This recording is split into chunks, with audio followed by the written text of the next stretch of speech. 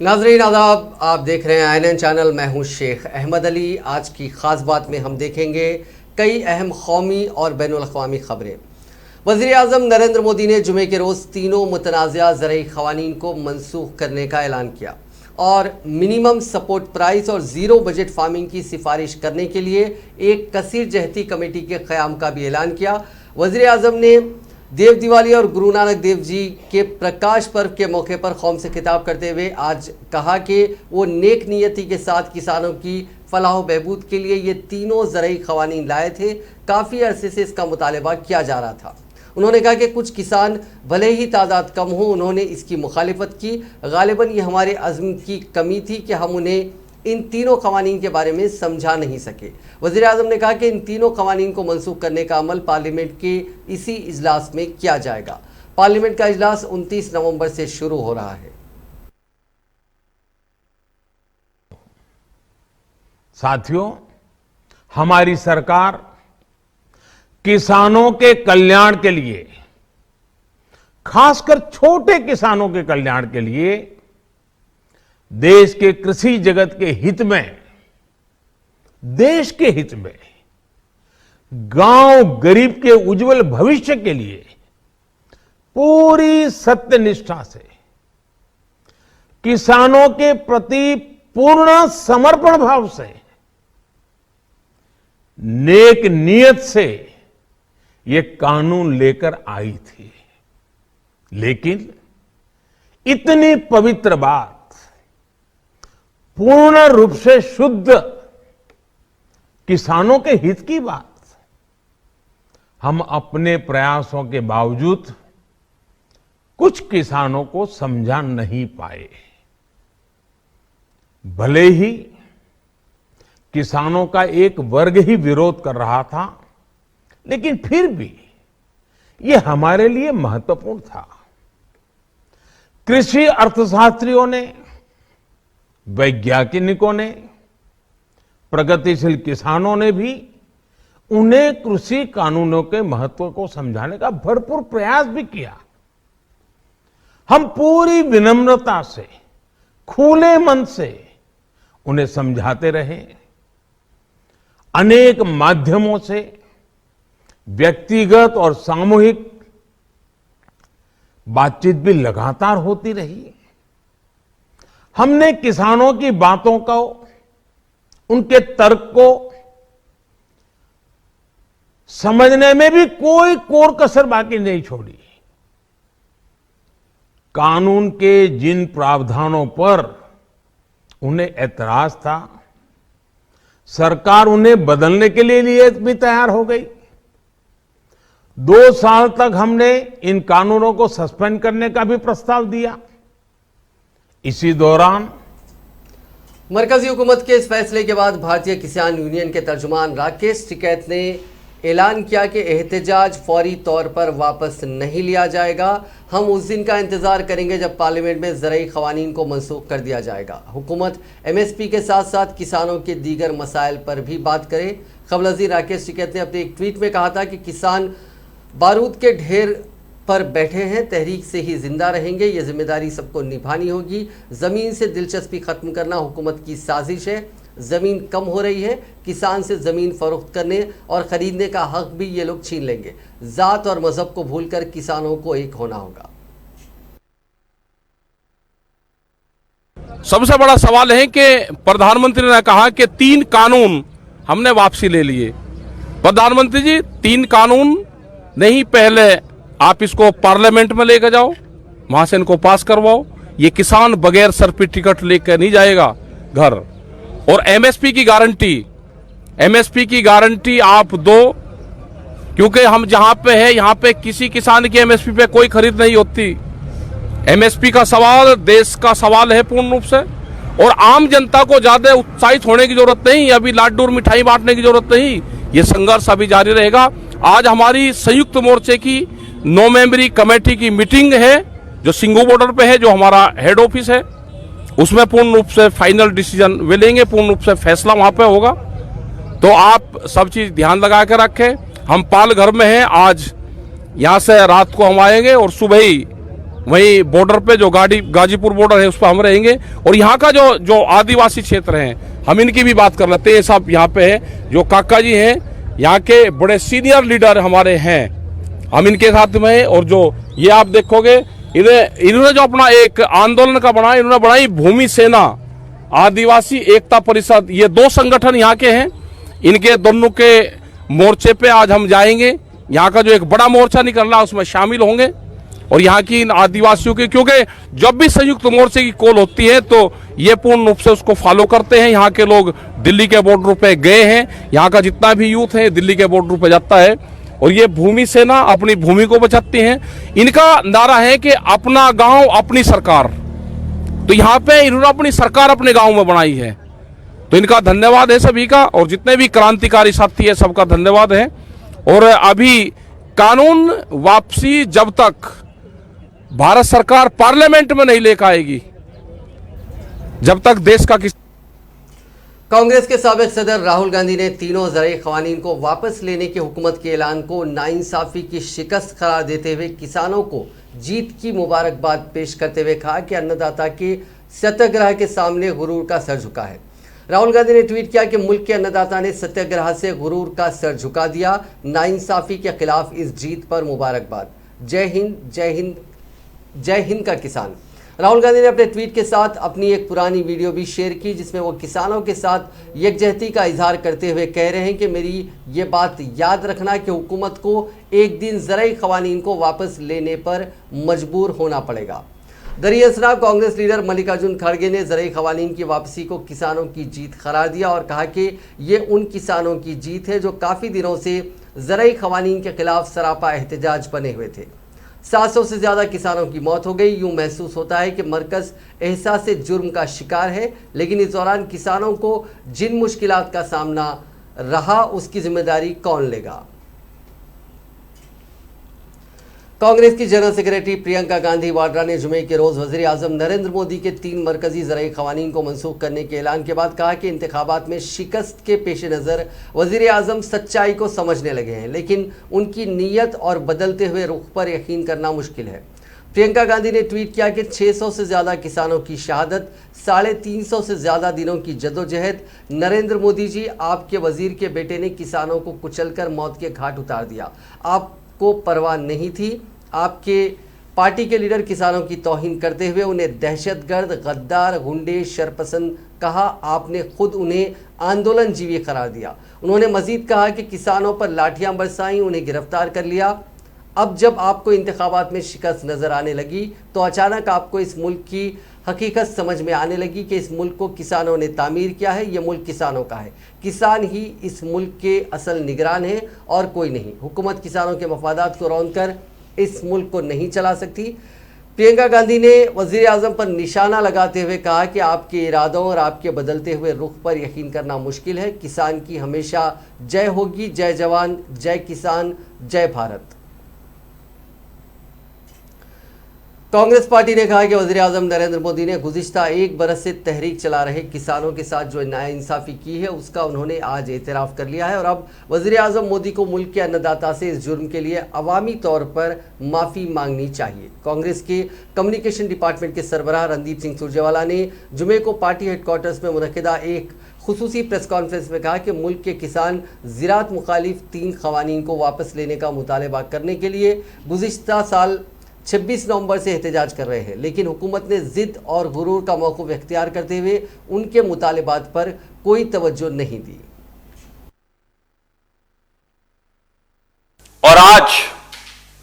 और साथियों, आज किसान, मजदूर, मंडी मजदूर और दुकानदार की जीत का दिन है। आज उन 700 से अधिक किसानों की शहादत की जीत का दिन रहेगी। और आज आखिर में 1 साल के 12 महीने के किसान के संघर्ष के बाद भारतीय जनता पार्टी और एक अहंकारी प्रधानमंत्री माननीय नरेंद्र मोदी जी को किसान और मजदूर की ड्योढ़ी पर झुकना पड़ा। मगर देश भूलेगा नहीं मोदी जी कि आपने एक घृणित पाप जो किया था अब उसे वापस लेने का निर्णय किया है, और वो भी किसान को रौंदने, उसे नश्तर चुभाने और बर्बर यातनाएं देने के बाद। अब जनता समझ गई है कि भाजपा की हार के आगे ही हिंदुस्तानियों की जीत है।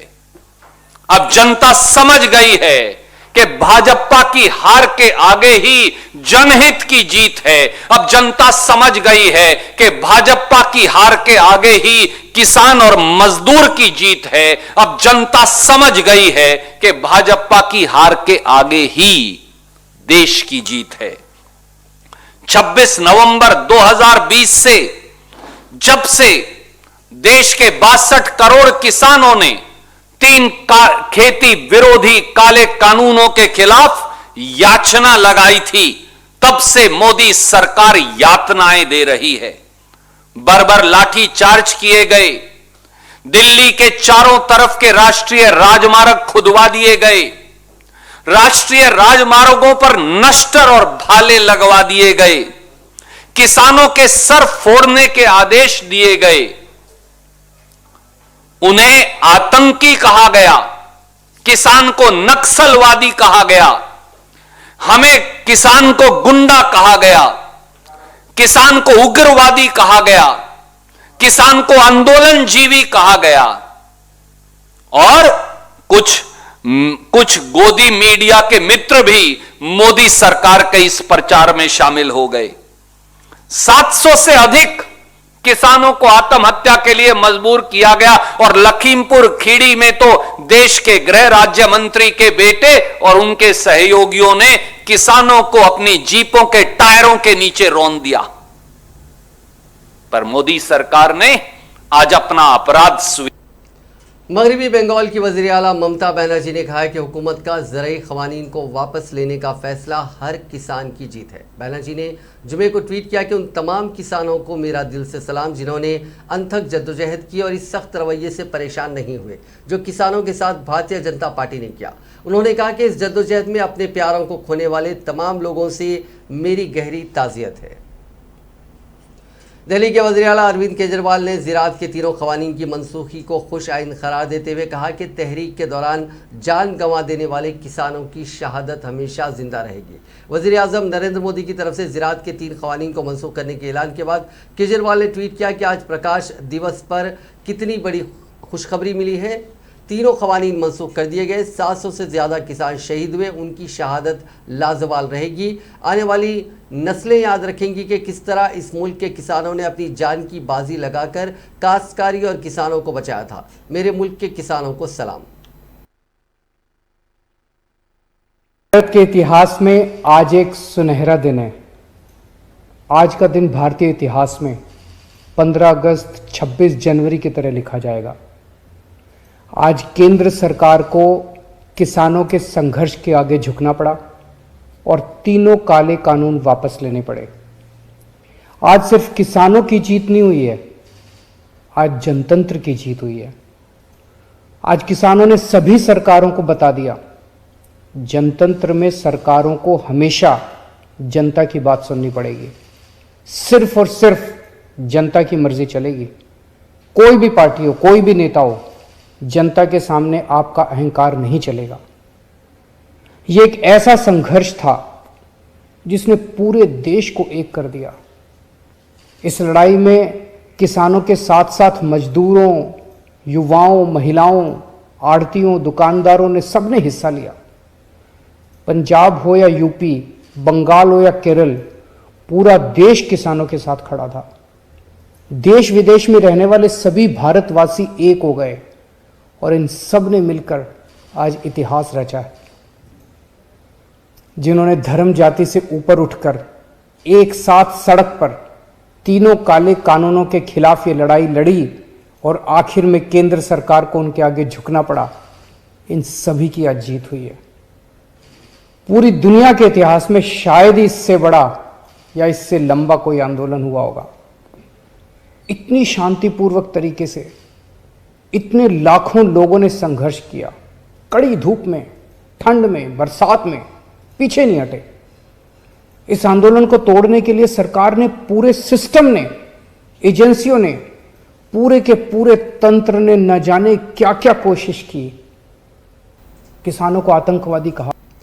3 ज़राई क़वानीन को मनसूख करने का ऐलान करने पर तमिलनाडु के चीफ मिनिस्टर एम.के. स्टालिन ने वज़ीर आज़म नरेंद्र मोदी का शुक्रिया अदा किया। डीएमके के सदर और तमिलनाडु के चीफ मिनिस्टर स्टालिन ने मरकजी हुकूमत पर जोर दिया कि वो 3 ज़राई क़वानीन की तर्ज पर शहरियत तरमीमी एक्ट और दीगर क़वानीन को वापस लें जो अवाम को नापसंद है। उन्होंने कहा कि पार्लियामेंट के आइंदा इजलास के पहले दिन तीनों ज़राई क़वानीन के साथ दीगर मुतनाज़िया क़वानीन को भी ख़त्म करने का अब फैसला करना चाहिए। डीएमके के पार्टी हेडक्वार्टर से एक सरकारी बयान जारी करते हुए स्टालिन ने कहा कि डीएमके ने इब्तिदा से ही मुतनाज़िया ज़राई क़वानीन की मुखालिफत करती आ रही है और इसके पार्लियामेंट में मुखालिफत की थी और सुप्रीम कोर्ट में मुकदमा दायर करने के अलावा बिलों के खिलाफ वोट दिया था। पार्टी ने इत्तेहादी शराकतदारों की हिमायत से रियासत में तहरीकें चलाई और किसानों के एहतजाज में भी हिस्सा लिया था। वज़ीर आज़म नरेंद्र मोदी ने उत्तर प्रदेश के महोबा में अर्जुन डैम से मुतालिक माउन प्रोजेक्ट और दीगर आबपाशी प्रोजेक्टों का इफ्तिताह करने के बाद जुमे को मुनक़िदा एक जलसे आम से खिताब करते हुए गुज़िश्ता हुकूमतों पर तंज़ किया और इसके लिए गुज़िश्ता सरकारों को कसूरवार करार दिया। साबिक़ा समाजवादी पार्टी की अखिलेश हुकूमत का नाम लिए बगैर मोदी ने कहा कि पिछली हुकूमत ने बुंदेलखंड के आबपाशी प्रोजेक्टों को मुकम्मल करने में कोई दिलचस्पी नहीं दिखाई। उन्होंने कहा कि ख़ानदान के अफराद की हुकूमतों ने गरीब ख़ानदानों और बेटियों को पानी जैसी बुनियादी ज़रूरत से महरूम कर दिया।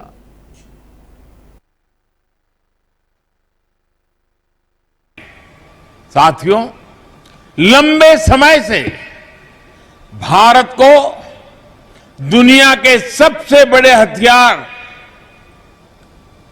और एक प्रकार से हमारी क्या पहचान बन गई?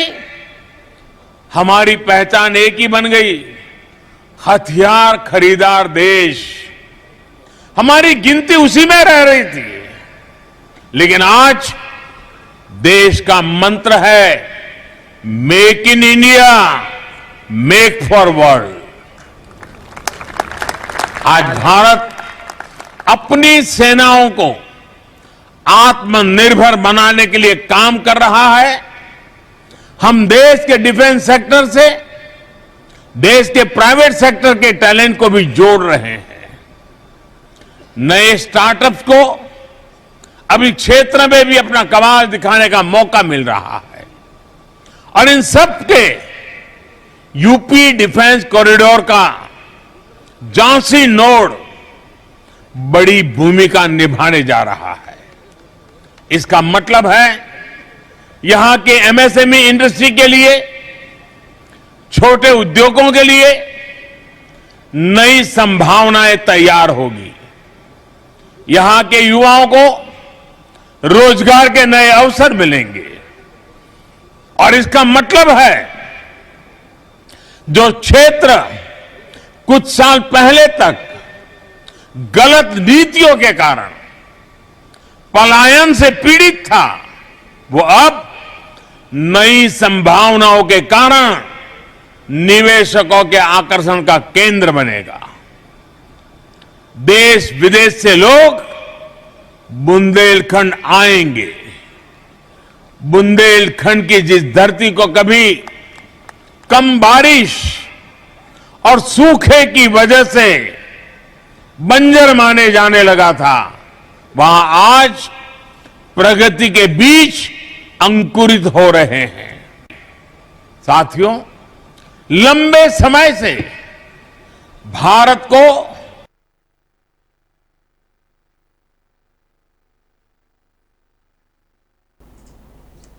मरकजी वज़ीर दाखिला अमित शाह ने जुमे के रोज़ पुलिस के डायरेक्टर जनरल्स की 2 रोज़ा कौमी कॉन्फ्रेंस का लखनऊ में आगाज़ किया। वज़ीर आज़म नरेंद्र मोदी हफ्ते को इस कॉन्फ्रेंस में शिरकत करेंगे। उत्तर प्रदेश पहली बार इस कॉन्फ्रेंस की मेज़बानी कर रहा है। गोमती नगर में वाक़े सिग्नेचर बिल्डिंग में मुनक़िदा कॉन्फ्रेंस में इंसदाद दहशतगर्दी के चैलेंजेस, बाएं बाजू दहशतगर्दी, पुलिस असलाहत, पुलिस की जदीदकारी, साइबर क्राइम और दाखिली सलामती समेत कई अहम मसाइल पर बातचीत होने का इम्कान है। रियासत के 3 रोज़ा दौरे पर आए नरेंद्र मोदी आज शाम तकरीबन 8:30 बजे झांसी से लखनऊ एयरपोर्ट पहुंचे और राजभवन में वो आज वहीं क़याम कर रहे हैं। वज़ीर आज़म हफ्ते को बज़रिए सड़क डीजीपी हेडक्वार्टर्स पहुंचेंगे और इस कॉन्फ्रेंस में हिस्सा लेंगे।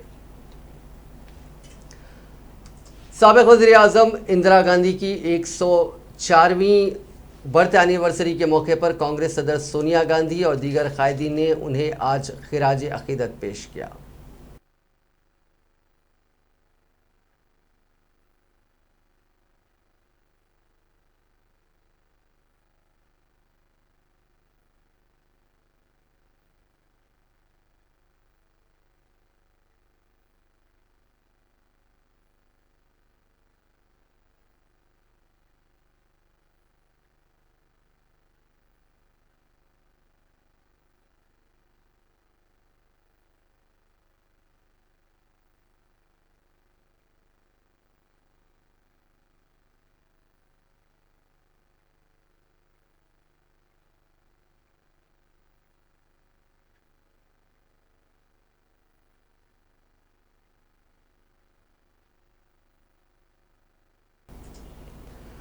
तेलुगुदेशम के सरबराह व आंध्र प्रदेश के साबिक chief minister N Chandrababu Naidu news conference में रो पड़े और उन्होंने इस अज़्म का इजहार किया कि इंतखाबात में कामयाबी तक वो असेंबली में कदम नहीं रखेंगे। ये इल्ज़ाम लगाते हुए कि वाईएसआर कांग्रेस पार्टी के अरकान असेंबली ने उनकी अहलिया भुवनेश्वरी देवी से मुतालिक शख्सी रिमार्क्स किए हैं, नायडू जज्बाती हो गए और रो पड़े। अपोजिशन कायद ने कहा कि उनकी सियासी ज़िंदगी में उन्होंने कभी ऐसी बेइज्जती का सामना नहीं किया। सदर तेलुगुदेशम ने कहा कि गुज़िश्ता 2.5 बरसों के दौरान उन्होंने हर तरह की बेइज्जती बर्दाश्त की है, ताहम हुक्मरान जमात अपने हुदूद को पार कर चुकी है। उन्होंने कहा कि ख़वातीन के बारे में गलत बात कहने वालों का किरदार ही जाहिर होता है। नायडू ने निशानदेही की कि उनकी बीवी ने उस वक्त जब N T Ramarao chief minister थे और जब वो खुद तवील अरसे तक चीफ मिनिस्टर रहे, कभी भी सियासत में मुदाखलत नहीं की। उन्होंने याद दहानी करवाई कि चीफ मिनिस्टर जगन मोहन रेड्डी के वालिद और उस वक्त के चीफ मिनिस्टर राजशेखर रेड्डी ने भी उनकी मां की तौहीन की थी। नायडू ने उम्मीद जाहिर की कि उनकी अहलिया किरदार कुशी पर वाईएसआर कांग्रेस पार्टी के अरकान असेंबली के खिलाफ पुलिस से शिकायत करेंगी। उन्होंने कहा कि उनकी अहलिया खवातीन कमीशन में भी इस मसले को उठा सकती हैं। तेलुगुदेशम सरबराह ने अवाम से अपील की कि धर्म की इस लड़ाई में उनका साथ दे। चंद्रबाबू नायडू ने कहा कि वो असेंबली में इजहार ख्याल कर रहे थे कि स्पीकर सीताराम ने उनका माइक काट दिया। जज्बाती अंदाज में चंद्रबाबू नायडू ने कहा कि गुज़िश्ता 2.5 बरस से वो तौहीन बर्दाश्त कर रहे हैं, लेकिन उन्होंने सब्र व तहम्मुल से काम लिया। नायडू ने कहा कि आज हुक्मरान जमात के अरकान असेंबली ने उनकी अहलिया को निशाना बनाया। ज़रई शोबे पर मुख्तसर मबाहिस के दौरान हुक्मरान जमात और अपोजिशन के अरकान के दरमियान तल्ख अल्फाज के तबादले पर भी उन्होंने मायूसी का इजहार किया।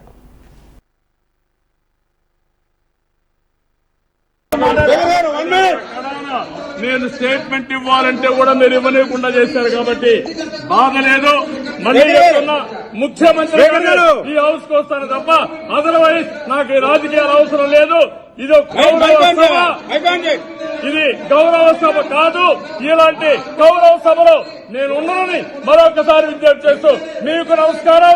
ప్రజలందరికీ విజ్ఞప్తి చేస్తున్నా, నా అవమానం మీరందరూ అర్థం చేసుకుని నిండు మనసుతో ఆశీర్వదించమని కోరుతూ అందరికీ నమస్కారం.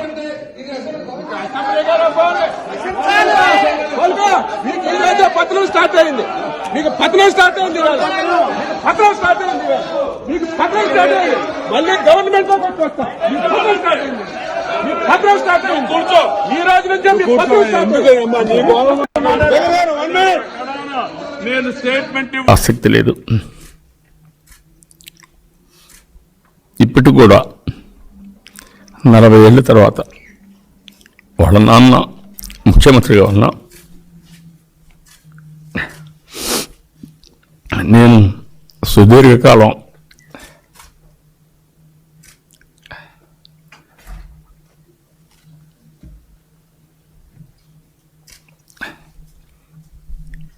ముఖ్యమంత్రిగా ఉన్నా ఎప్పుడన్నా ప్రోటోకాల్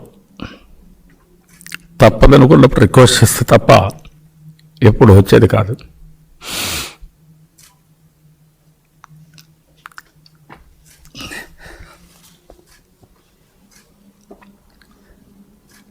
ఇప్పటికి కూడా మా పార్టీ నాయకులు చాలామంది ఆవిడకి తెలియదు.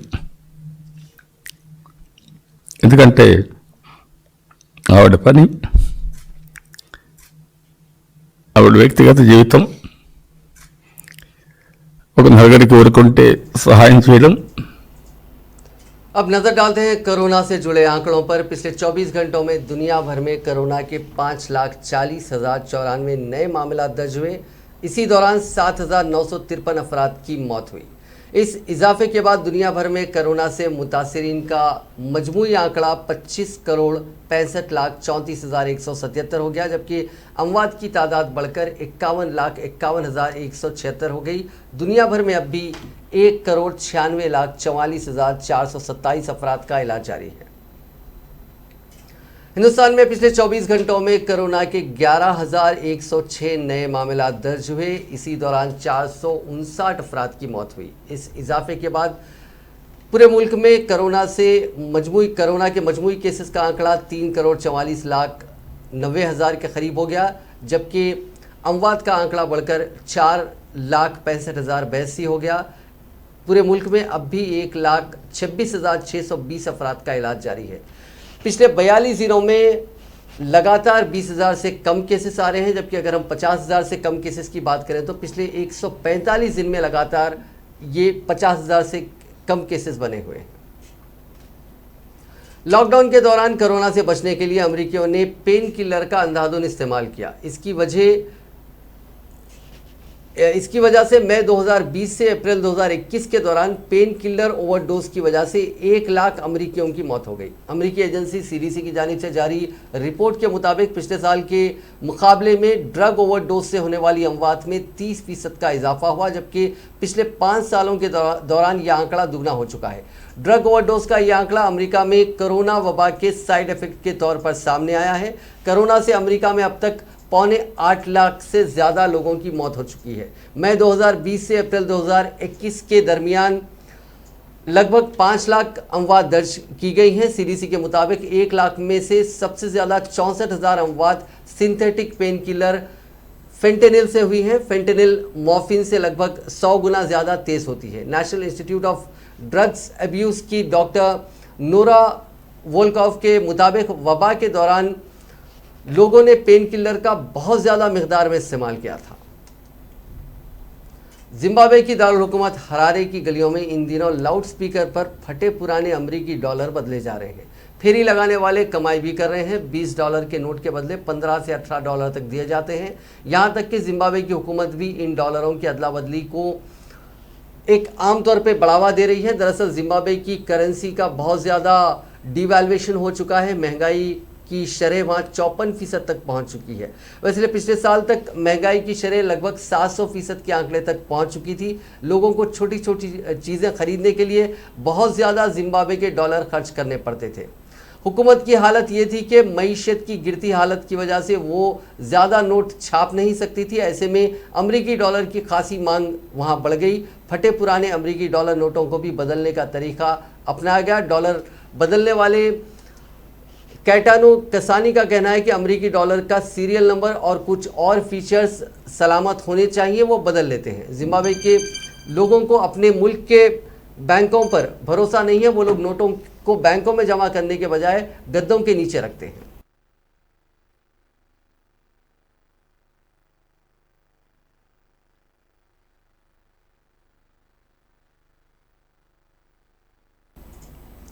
पैसों की बारिश की बात हमने सिर्फ सुनी है, लेकिन ये रियल लाइफ में देखने को मिला है। गुजरात के अहमदाबाद में 15 नवंबर को एक प्रोग्राम में famous Gujarati singer Urvashi Radadiya perform कर रही थी। तब उन पर बड़े बर्तन भर भर कर नोटों की बारिश हुई। उनके परफॉर्मेंस के दौरान एक शख्स पीछे से आता है और उन पर बाल्टी भरकर नोटों की बारिश करने लगता है। स्टेज पर चारों तरफ सिर्फ नोट ही बिखरे हुए नजर आते हैं।